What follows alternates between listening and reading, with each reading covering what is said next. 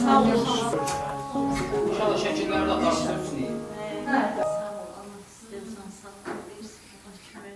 Mən Sabirabad rayonunun Qaraqaşı kənd sakini, özüm 1-ci Qarabağ veteranı. Horadizin alınmasında iştirak eləmişəm. Qasim haqqında danışacağım. Qasim 2001-ci ildə Rusiya Federasiyasının Moskva şəhərində doğulub.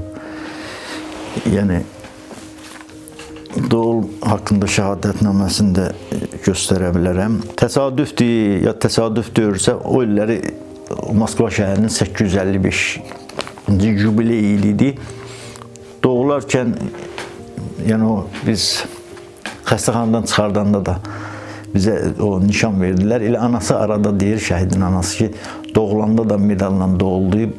Əbədiyyətə qovuşanda da medalla getdi. Bizim qonşuluqda da Qasim doğulan gün 2 əkiz qız da olmuşdu. Biri Anna, biri Marina. İndi mən arada onlar bizlə əlaqə saxlayır.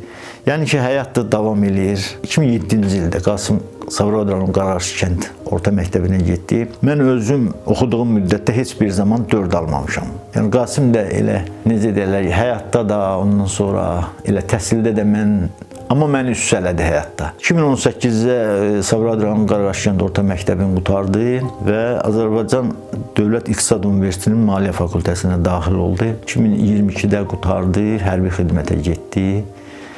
Düz onda Vətən müharibəsi qurtarmışdı. O müddətdə biz sonradan bildik. 44 günlük Vətən müharibəsi davam edərkən o ərizə yadılmış ki, yəni qoşulsun buna.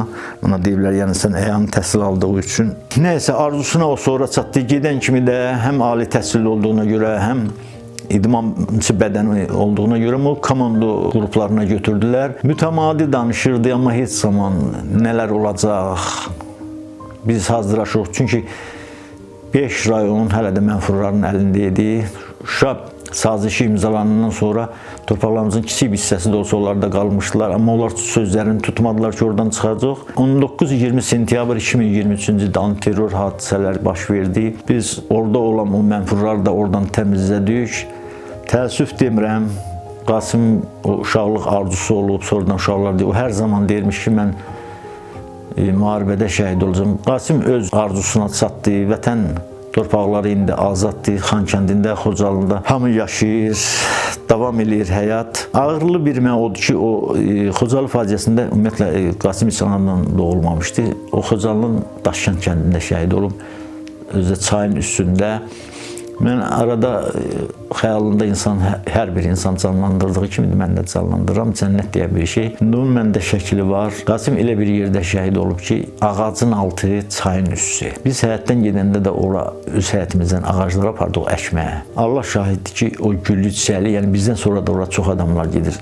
Elə bir cənnətin bir güşəsidir. Qasim çox savadlı, özə riyaziyyat sahəsində çox savadlı, dünya görüşdü. Bütün müsbət xüsusiyyətlərə özə qəhrəman, çox qorxmaz, riskovanlı deyirlər ruslar, yəni riskovanlı adam idi. Uşaqlar sonra döyüş yoldaşları mənə deyirlər ki, yəni onlar puskaya düşmüşdülər. Qasim 9 güllə yarası, 23 dənə qəlpə yarası alıb şəhid olub. Amma onun orada göstərdiyi o şücaətə görə dövlət başçısı tərəfindən dəyərləndirilib, yəni vətənə xidmətə görə ordeni ilə təltif olunub, şücaətə görə medalı ilə vətən uğrunda. Bunu yəni söz xətrinə demirəm. Uşaqlar dedilər ki, 13 nəfərlik qrupun indi sağ-salamat qalmasının bariz nümunəsidir Qasim. Bir də ki, bir BTR, yəni elə bir mişində olub ki, onu vurmaq, onu çəkib aşağı endirə bilib. Nə deyim, mən Qasimlə fəxr eləyirəm. Vətən azaddır.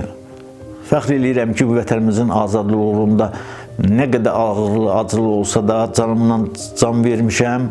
Mən Qasimlə fəxr eləyirəm. 2020-ci ildə o 2-ci kursa oxuyarkən o könüllülər kimi qoşulmaq istədi. Amma buna həqiqətən də telefonunda SMS-i durur. Yazılıb ki, siz əyanı təhsil olduğu üçün hələ ehtiyac duyulmur. Amma 2022-ci ildə getdi o, Gəncədə Ensali hərbi hissədə, sonra Şuşada, olduğu müddətlərdə də Laçın istiqamətində baş verən lokal antiterror əməliyyatında iştirak eləmişdi. Özü orada göstərdiyi o fədakarlığa deyə, şücaətə görə onu komando qruplaşmasına götürdülər. Şəhid olmamışdan 2 gün qabaq mən onda Moskva şəhərində idim. Axşam mənə zəng elədi, səsi çox pıçıltı kimi gəldi. Mənə bildirmədi harda, amma mən sosial şəbəkələri izləyirdim. O günlərdə 2023-cü ildə sentyabr ayının 17-sində gözlənilən bir əməliyyat 19-una çəkildi. Sonradan uşaqlardan soruşdum, axı bu danışanda mənlə hardan danışmışdı. Onlar o yeri də mənə göstərdilər.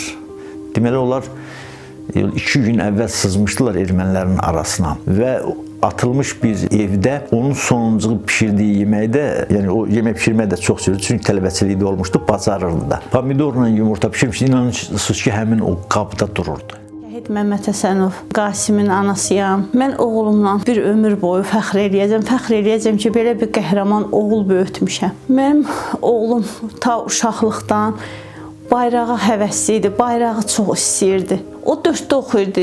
Bir gün əlində şəkil gəldi, şəkili mənə göstərmədən dedim, amma sənə bir söz desəm, mən əsəbləşmərsən. Dedim, yox oğlum, əsəbləşmərəm. Dedim, mama, mən bayrağın qabağında şəkil çəkdirmişəm. Həmən şəkildə bax, buradadır, öz otağında. Yəni ki, mənim oğlum çox vətənə bağlı uşaq idi. O 2020-də 44 günlük vətən müharibəsində o gedib adını yazdırmışdı. O istəyirdi ki, o müharibədə o da iştirak etsin. Amma qismət belə alındı ki, gəldi bu antiterror əməliyyatında öz istəyi ilə Xocalda şəhid oldu. Xocalının Daş kəndində. Onunla xatirələrim çoxdur.